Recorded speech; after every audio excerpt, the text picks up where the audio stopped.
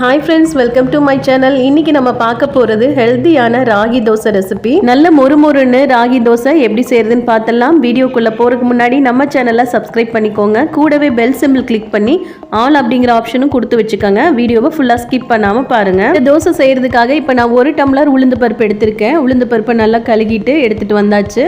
இது ஒரு 3 மணி நேரம் நல்லா ஊறட்டும். ஊறினதுக்கப்புறம் மிக்சி ஜாரில் சேர்த்திட்டு அரைச்சிக்கலாம். உங்களுக்கு எவ்வளோ அளவுகள் தேவையோ அந்த அளவுக்கு உளுந்து பருப்பு எடுத்துக்கோங்க. நான் இன்னைக்கு 1 டம்ளர் எடுத்திருக்கேன். ஊறின இந்த உளுந்து பருப்புல நல்ல மைய அரைச்சு எடுத்துட்டு வந்திருக்கேன். நல்லா நைஸா மாவு அரைச்சு எடுத்துக்கோங்க. நல்லா நைஸா அரைச்சு எடுத்துக்கோங்க. இப்போ அடுத்ததா இந்த கப்புக்கு 2 கப் அளவுல ராகி மாவு எடுத்துக்கிறேன். 1 கப் உளுந்து பருப்புக்கு 2 கப் அளவுல ராகி மாவு எடுத்துக்கலாம். அதோட 3/4 கப் அளவுல ரவை எடுத்திருக்கேன். இது எல்லாத்தையும் சேர்த்திட்டு கொஞ்சமாக உப்பு சேர்த்திக்கலாம். தேவையான அளவு உப்பு சேர்த்திட்டு தண்ணி ஊற்றி நல்லா கலந்துக்கலாம்.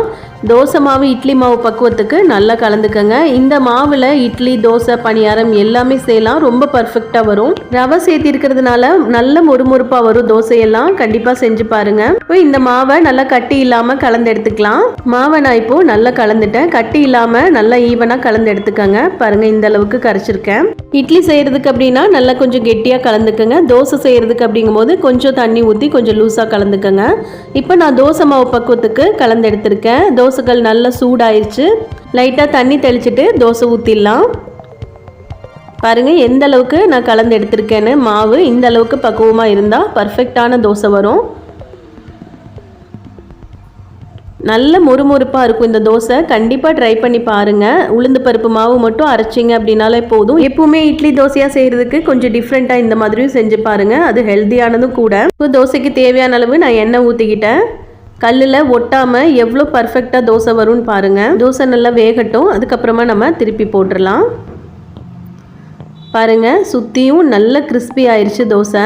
இப்போ இந்த தோசையை திருப்பி போட்டுடலாம். கல்லில் ஒட்டவே ஒட்டாது, ரொம்ப பர்ஃபெக்டாக வரும். இப்போ இந்த தோசையை அழகாக திருப்பி போட்டுடலாம்.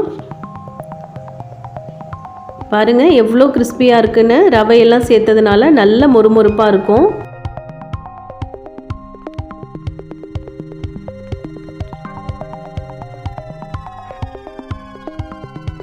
திருப்பி போட்டு இப்போ எடுத்துடலாம் தோசையை.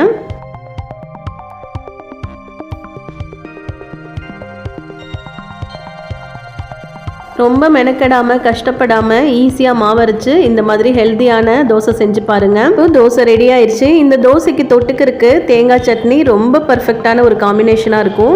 நான் இன்றைக்கி மீன் குழம்பும் தேங்காய் சட்னியும் எடுத்திருக்கேன். ராகி மாவு தோசைக்கு மீன் குழம்புமே ரொம்ப சூப்பராக இருக்கும். கண்டிப்பாக ட்ரை பண்ணி பாருங்கள். அப்போவே மாவரைச்சு அப்போவே ராகி மாவெல்லாம் கலந்து செய்கிறது தான் ரொம்ப ஈஸியான ரெசிபி. இதுக்கு தேங்காய் சட்னியும் மீன் குழம்பும் நான் இன்றைக்கி எடுத்திருக்கேன். ரொம்ப சூப்பரான ஒரு காம்பினேஷன். நீங்களும் இதே மாதிரி ட்ரை பண்ணி பார்த்துட்டு எப்படி வந்துச்சுன்னு சொல்லிட்டு கமெண்ட்டில் சொல்லுங்கள். வீடியோ பிடிச்சிருந்தா லைக் பண்ணுங்கள். ரொம்ப பிடிச்சிருந்தா ஷேர் பண்ணுங்கள். மறக்காமல் நம்ம சேனலை சப்ஸ்கிரைப் பண்ணிக்கோங்க. தேங்க்ஸ் ஃபார் வாட்சிங்.